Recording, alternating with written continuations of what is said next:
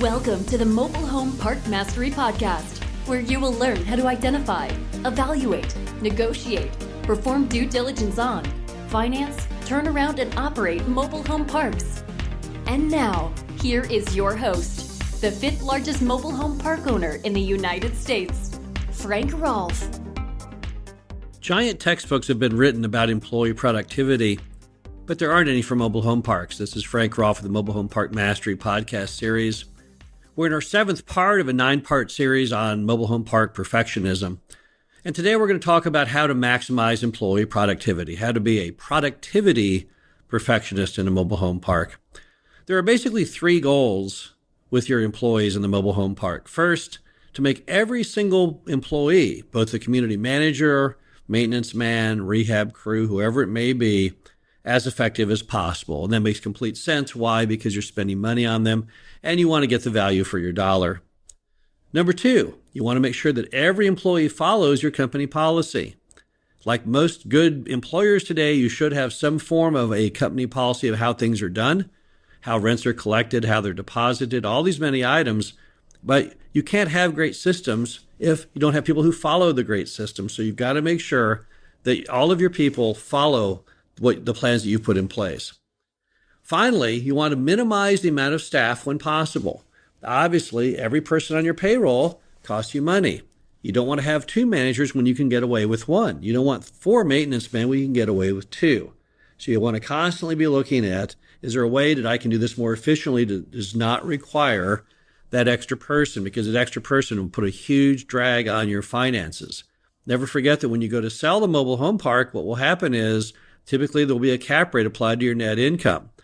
Typically today, far lower than 10%, but let's assume it was 10%. If you had that 1 extra manager for $30,000, that's going to damage your net income and in turn your value by $300,000. So obviously overstaffing is a very, very big problem. All right, so how do you get maximum productivity, perfectionism in a mobile home park? The first thing you do is you only hire people who have the basic material to succeed. You don't hire anyone just as a warm body. A lot of people's problems begin with their hiring process. They get lazy. They get tired. They get tired of talking to people. So they say to themselves, well, I'll just hire this person because even though they're not really any good and have 0 potential, they're right here. So why should I hold out on a bird in hand waiting for that bird in the bush? It's going to take me a lot more time to find. Don't ever do that. You're far better off waiting for the right candidate. So do not hire people that you know are not going to work out. People do this kind of thing all the time. It's just a really, really bad idea. Slow down, hold out, wait for the right employee. It's so much easier than firing the one that you just hired. Next, give all your employees very, very simple goals. Say, okay, here's what we're going to accomplish. This is what happens. Many people who work in mobile home parks are not rocket scientists. Not that most Americans are rocket scientists, but certainly in the mobile home park, it's very, very important you give people very, very simple, very, very basic goals. Don't give people these insanely elaborate things that you cannot possibly follow yourself. So just be very, very reasonable in what you ask people to do. Don't ask them to do 101 different things a day. Nobody can do that. You can't do that. So do not make that a part of their workload. Next, train them so they can achieve these goals. It's not enough to tell someone, here's what I want you to do. You have to tell them exactly how to do it. So how do you collect money? Don't just say, here, now you're the manager, go collect the money. No, you have to tell them, how do you collect the money? What is the process? Here's the day we send the demand letter. Here's the day we file the eviction. You've got to break it down for people. Too many owners just simply throw someone in the pool and yell swim. That does not work. You've got to show people exactly what you want done. Next, you've got to explain the process of how you will be judging their performance. What is a failing grade and what is not? Think how hard it would be to be back in school if there was no grading system. Imagine that. You take the exam and you say, what did I get? And they say, well, I don't know. How would you know whether you're doing well or not? It's very reassuring in school, even if you're not doing well, to at least know what the cutting off points are. What's an A? What's a B? What's a C? What's a D? What's an F? More importantly, what does it mean if I got those? If I got the F, am I expelled? If I get the D, does it count towards my record?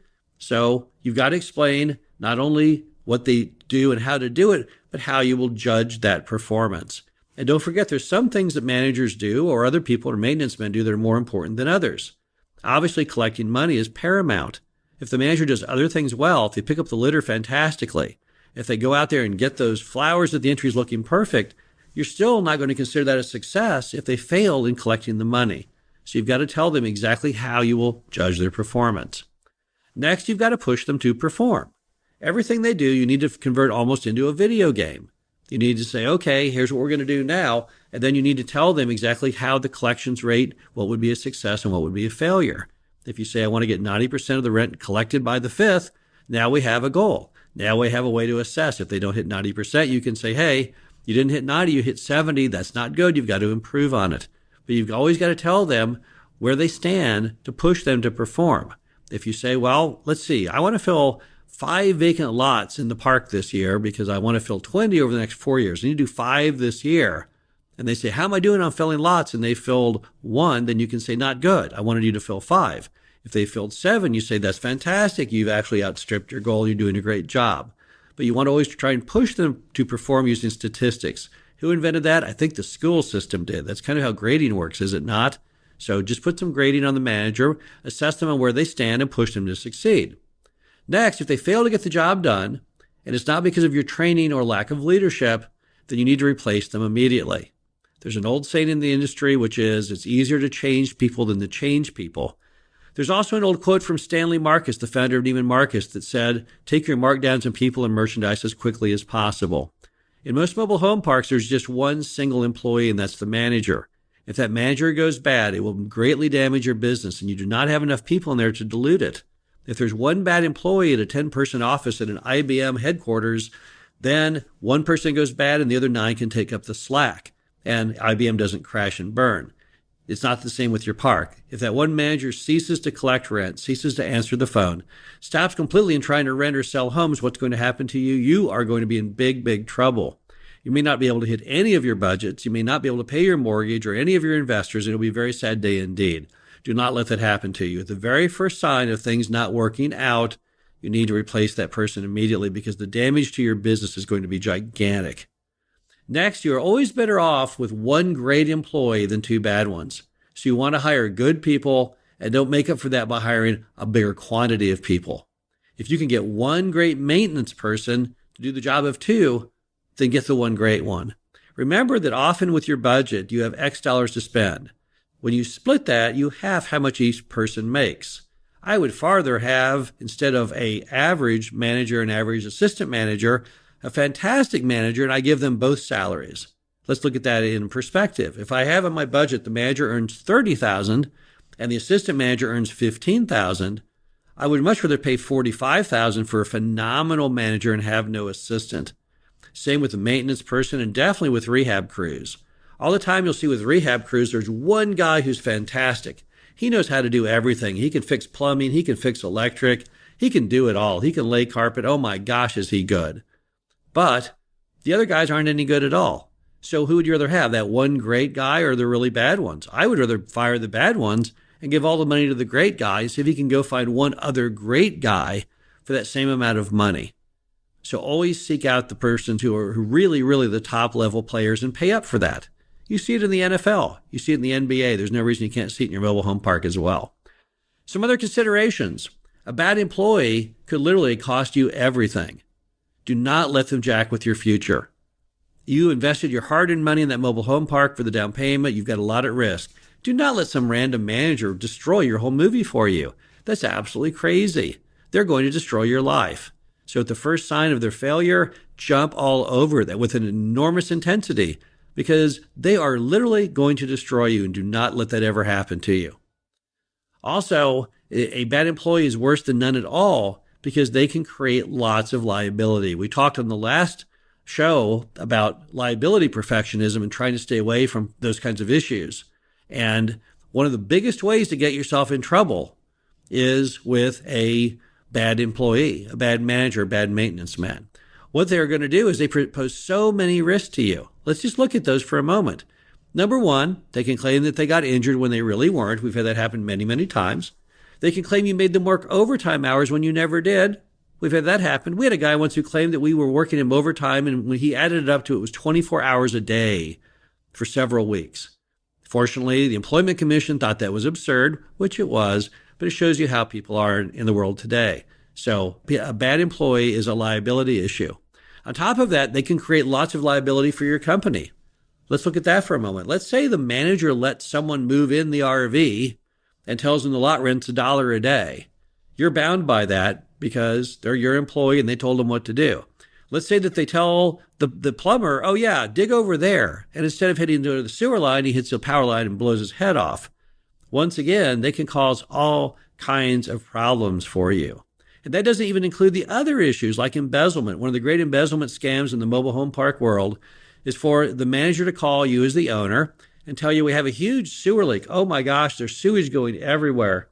And the city stopped by earlier and said, if you don't fix it, we're going to shut your water off by tomorrow morning. So we only have one hope. Here's the deal. I found someone at ABC Plumbing, and they said they can get it fixed, but it will cost $10,000, and they have to start in 5 minutes. So if you don't do that, we're screwed. As the owner, maybe you're on vacation, who knows what, you don't know what else to do. You say, okay, let's go ahead and do it. And they send you a bill for $10,000, you pay them, and then the guy splits $5,000 with the manager because after all, there really wasn't a sewer backup, and he never dug a darn thing, and it's basically the oldest scam in the book. Now today, how would you battle that? Hopefully with your smartphone. You'd say, let me see a picture of the leak, let me show me a picture of the guy digging it, and all that kind of stuff. But those things happened, particularly in the olden days before we had the smartphone, and even today with owners who don't think about using the smartphone as a tool. But again, bad managers are terrible. Do not let them on your property. Do not leave them there. Get rid of them as soon as you can. Finally, never settle. Always think about upgrading your staff. Sometimes you'll get the manager, but you know they're not really that good, but it's a warm body there to collect the rent and do things. But then months later, you get a call from someone who's been managing the park down the street that's fantastic looking, totally full, and they're just at odds with the owner and they don't get along anymore and they want a new place to go. What should you do? You should definitely upgrade your staff. Always be on the lookout for that really exceptional person like we already talked about. The exceptional person is a 1 in a million, so valuable to your business. An average park with a fantastic manager will reach a net income that is not possible in any other way. So you've always got to be watching for that next grade hire. You never know when you're going to need it, but you need to know that it's there and you need to pounce on it when it comes up because your manager is the most important member of your team. They are your quarterback. Just as in the NFL, they pay big dollars for the best quarterbacks. You need to pay big dollars. You need to watch for the talent. You need to harness the power of that manager. And don't forget, the same is true in a larger park with a maintenance man, and definitely the same is true with a rehab crew. Always be looking for the best of the best. This is Frank Rolfe. We're talking about the perfectionism required with your on-site management. Hope you enjoyed this and our 9-part series on mobile home park perfectionism, and we'll be back again soon. Thank you for listening to the Mobile Home Park Mastery Podcast. Be sure to visit us at mhpmastery.com to subscribe to the show, read our show transcriptions, and access all of our great information on mobile home park investing.